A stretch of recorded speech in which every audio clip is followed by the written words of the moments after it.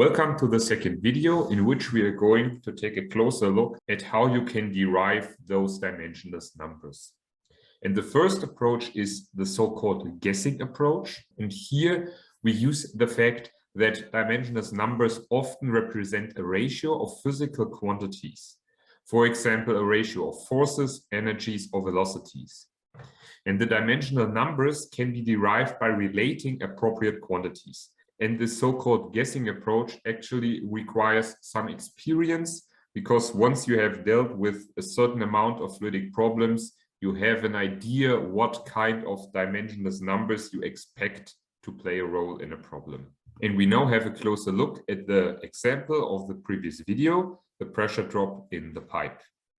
And here you have two dimensionless groups, and we now start by analyzing this first dimensionless parameter. One part of this parameter is this term, which can be interpreted as pressure drop.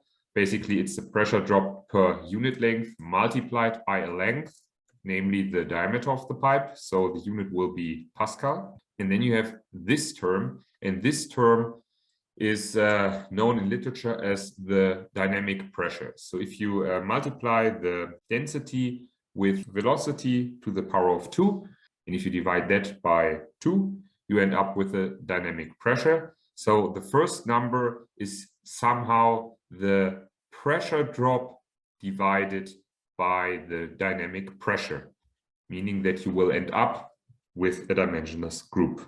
And you should basically know the second dimensionless parameter already, because this term is nothing else but the ratio of the inertial forces to the viscous forces.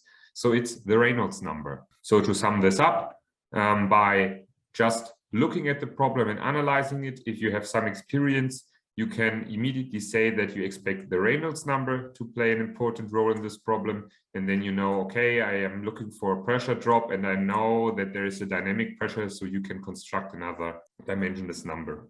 However, this approach is not quite intuitive, and therefore there are two other approaches I'm going to present you, which are more formal. The second approach to obtain dimensionless numbers is the non-dimensionalization of the governing equations. And for fluid dynamic problems, those governing equations are usually the Navier-Stokes equations. So if we are able to derive a dimensionless form of the Navier-Stokes equations, we'll probably also derive some dimensionless numbers. And as the Navier-Stokes equations describe fluid flow, we can expect the numbers we obtain to play a major role in most fluidic problems. So now we would like to find the dimensionless form of the Navier-Stokes equations, which are written down here.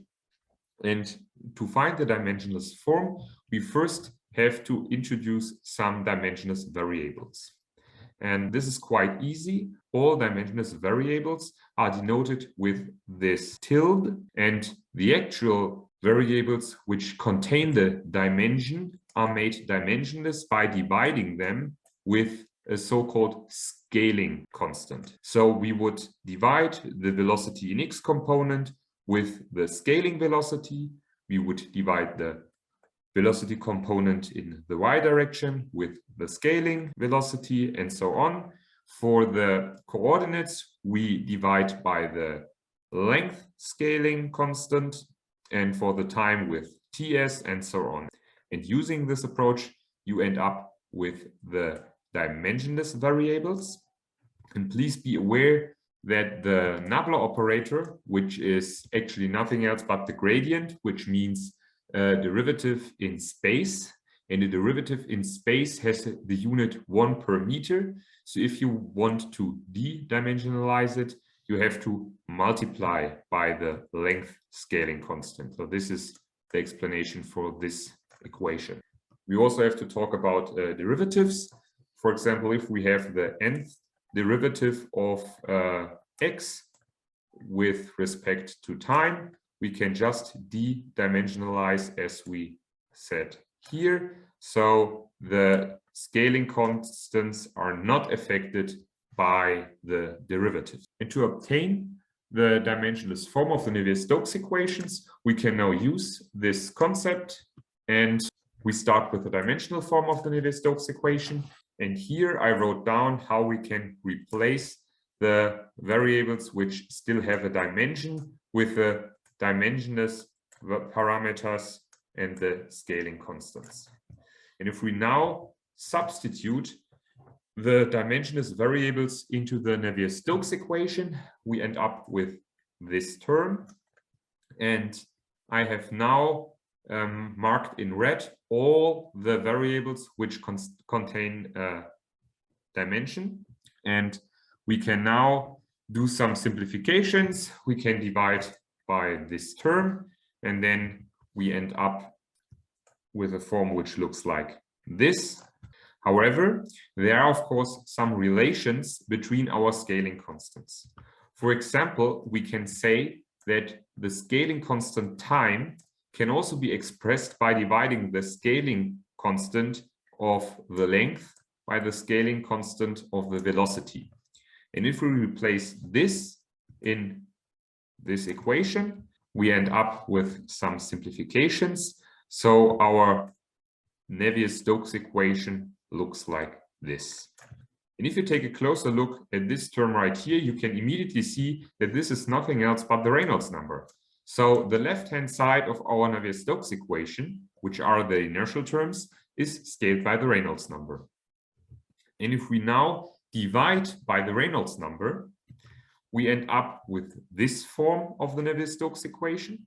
So we do not scale our inertial terms anymore, and we end up with this blue term, this green term, and this red term, which scale the pressure forces, the viscous forces, and the gravity. And those terms can now be interpreted as dimensionless numbers. And those are known as the Euler number. This is the inverse of the Reynolds number. And we can now interpret those dimensionless numbers. And we start with the Euler number.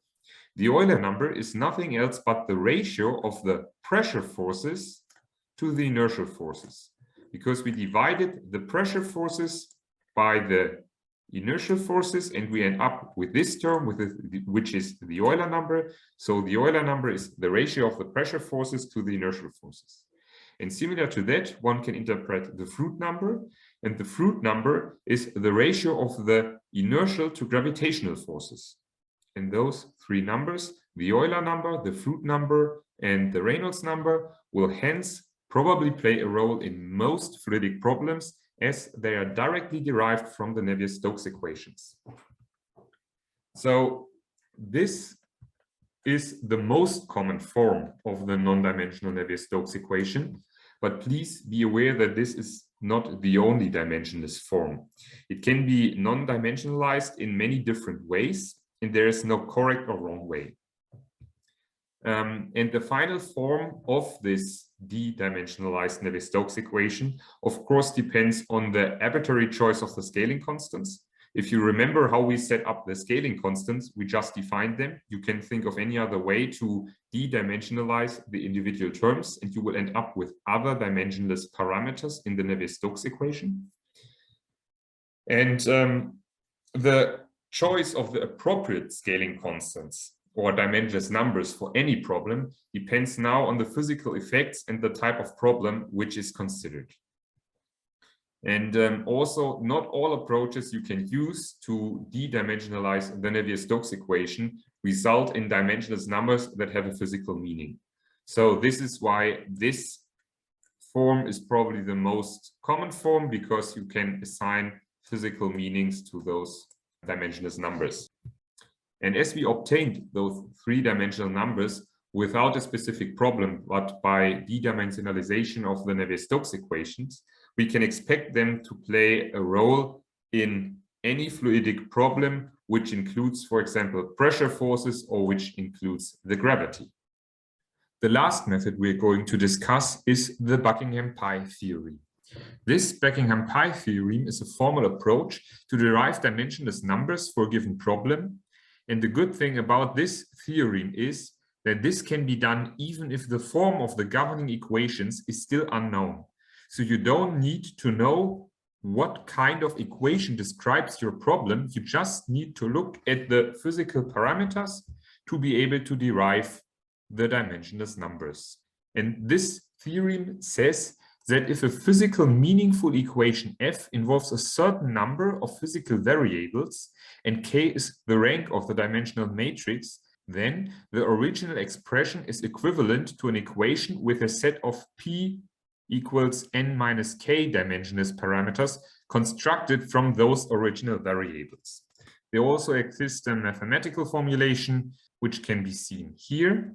And while this theorem sounds rather abstract, we're going to take a closer look at the actual meaning of this theorem. The first step always is to look at your problem and write down all the parameters that could play a role describing that problem.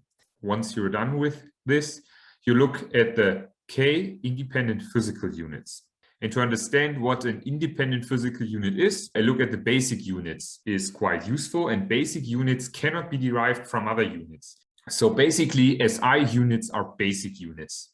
And there also exist derived or secondary units, and those can be constructed from basic units. An example would be the velocity or the unit of the velocity, which is meter per second. And meter per second is derived from the basic units meter and second. So if you don't find independent physical units, you can always refer to the SI units. And based on the set of those chosen physical units, the dimensionless parameters look different. That means the dimensionless parameters you get by applying the Buckingham Pi theorem are not unique. And as a next step, you now write down the dimensional matrix M. And the rows of this matrix are the k physical units, also called dimensions. And the columns are the n variables. And once you're done with this, you need to solve this equation. Please note that this is a vector equation, so M is a matrix. And if you do the dot product between a matrix and a vector, you end up with a system of equations. And in this case, it's a system of linear equations. And the solution of this linear equation system gives you the dimensionless numbers. And because you did not put any knowledge of the governing equations into this approach, they can be hard to physically interpret. So the last step of applying the Buckingham Pi theorem is usually the interpretation of those obtained dimensionless parameters. And depending on what set of independent physical units you chose, those dimensionless parameters are easy to interpret or they might not be.